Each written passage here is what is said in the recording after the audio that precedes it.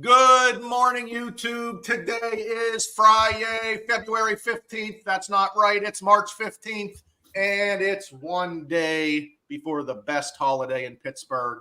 How you boys doing? Doing well. Good, man. Happy St. Patrick's Eve to the Get parade. your rest. Get ready. It's a long day tomorrow. Yeah. I unfortunately am not going to be heading out for the festivities. I'm going to be heading to the golf course. Gotcha. Where it is green out there. Well, so here's my question. I feel like forever, South Side was the place to go, St. Patrick's Day. Now I feel like the North Shore is usually the place to go on a regular day. So where's everyone going tomorrow? I do think that people are going to flood to the North Shore with all those new bars and everything. Tom's Watch Bar, great spot. A lot of TVs, lots of room. You got any ownership in that bad boy? What was that? You got any ownership in that bad boy? I don't know, but I did meet Tom when I went down there and ate lunch. He was a good guy. So I do give A+ to Tom's Lunch Bar. I had an excellent cheeseburger as well. So wonderful. Wonderful. Yeah. So everyone be safe. I think Pittsburgh does St. Patrick's Day just as well as Boston, Chicago, Pittsburgh. It's got to be the top three St. Patrick's Day cities in the country. At least that's according to me. So be safe, have fun, wear your green, and go get them tomorrow. They should start dyeing our rivers. They probably have to dye them white before you could dye them green. But yeah, I think if they just let them go, take some of the filtration out, they would become green.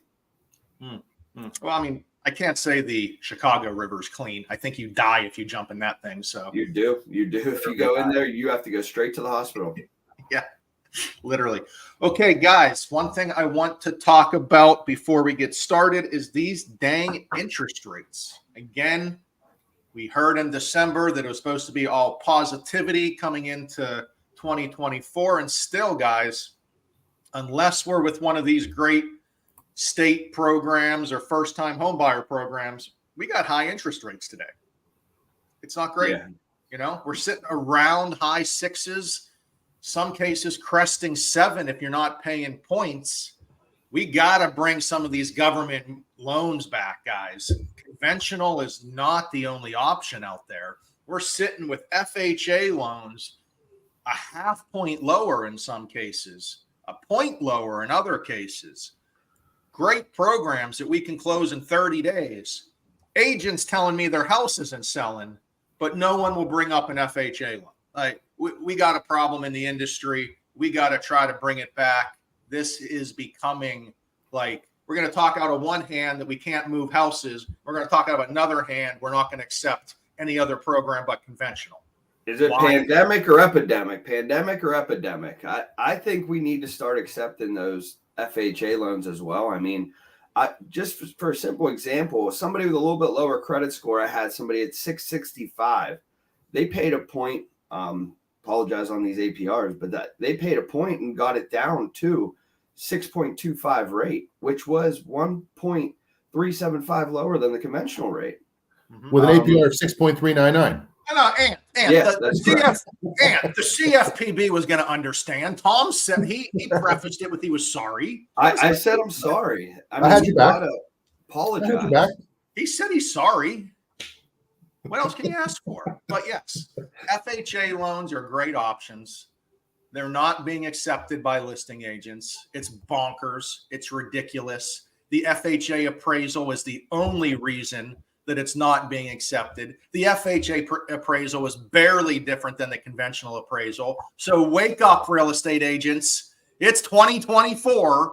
It's not COVID. We're not wearing booties to get into the house. Start accepting FHA loans. If you need booties, though, I think I still have a whole bag I think full. I still got 1,000 of them. Yeah. That's a PPP for you guys. Yeah. I got them in the RV. So if you come to the Eclipse party, I can pass them out. But yeah, I think it's bonkers that we're not accepting government loans because we're afraid they're not going to close. It's ridiculous. Whatever. The big topic for today that I wanted to talk about that is very important, especially with an ever-changing world. It seems like folks are maybe buying houses together with friends. they're buying houses with 3 or 4, and you have to know how to hold title. I'm not an estate planner. I'm not a tax planner. I'm not any of these. So how to hold title, it's up to you. No one can tell you what's best of how to hold it, but there are different options. Of course, if you're buying a house by yourself, this isn't a big deal. You're going to be the sole owner.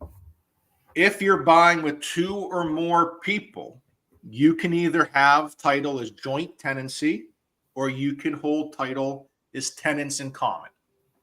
None of those choices are going to affect buyers right away. This is future.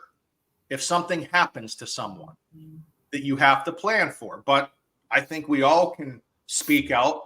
No buyers care about it. You try to talk about it to them to research, make sure it's correct, and it's blown off. And then, you know, in 20 years, 15 years, 10 years, they're going to be kicking themselves that they didn't pay attention to this. A lot of the time they're like, oh, you make the best choice for me.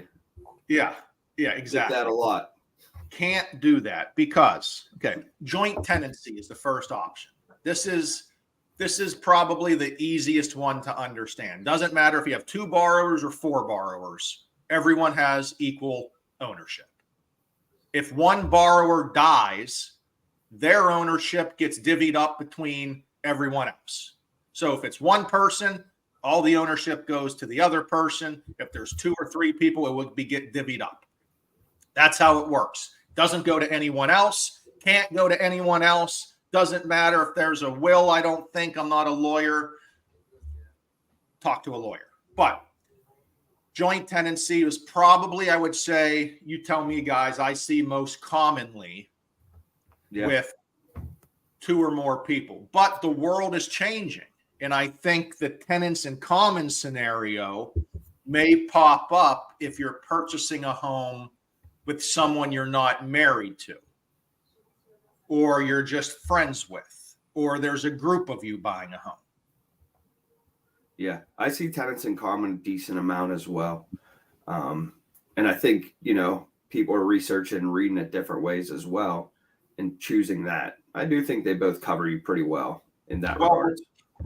And again, it's got to be different state to state as well, right? You got to have to check. That's why you need to talk to an estate planner or someone like that. But the tenants in common, your portion, you can say goes to someone else that's not even currently ownership of the property. So owners can change over time. If that tenants in common, you have ownership going to someone else that's not currently on the mortgage or on title. And that can get very confusing. But it's important because, you know, you want to be a YouTuber, you want to go buy a house with 3 of your friends, you're going to have to understand these options, because when you go to sell that house in 5 or 10 years, that's going to become big at that point. It's always when you go sell, or God forbid. Host, I need a timeout. My computer's dying. I got to go get my charger. I apologize. Anthony, this happens like what? Once a quarter with this guy? Yeah. I mean, unbelievable. But as he's getting his charger, the last thing I wanted to talk about today was first-time home buyer programs. We just talked about how interest rates are high. We're high 6s, close to 7. But they're not that high. They're about a whole point lower if you can go with the state program through PHFA that we're all signed up with. So you have to shop around. You have to get your second looks. There are different options and good options out there. Not every lender has every program. You got to shop around to see what fits you best. And as a first-time home buyer, you don't know what fits you best yet. But I know that we can give you 5% of the purchase price for closing cost assistance. So that's $5,000 for a $100,000 loan. That's $10,000 for a $200,000 loan. That's $15,000 for a $300,000 loan. That is a 10-year forgivable loan. You live in that home for 10 years. None of it's paid back. If you do sell the home, it's interest-free. It is a great program that West Penn Financial offers that we need to get more buyers into. So if you're Sounds like qualifying over the The dub weekend, right there. give us a call. That's all I have to say. I did 5 pre-approvals just this week off of this loan product alone, and on all 5 of the pre-approvals, they were all K-fit. Interest rate was better on every single one of those, getting the closing cost assistance than it was on just a normal conforming loan. It doesn't make sense right now of how the secondary market and the bond market is reacting. Usually these programs do have a higher of a premium because, first thing I learned in economics, no such thing as a free lunch. But right now the markets are moving different and there are great options with closing cost assistance. So we're here for you. You just got to give us a call. No, good You got stuff. any basketball to finish us up with, Thomas?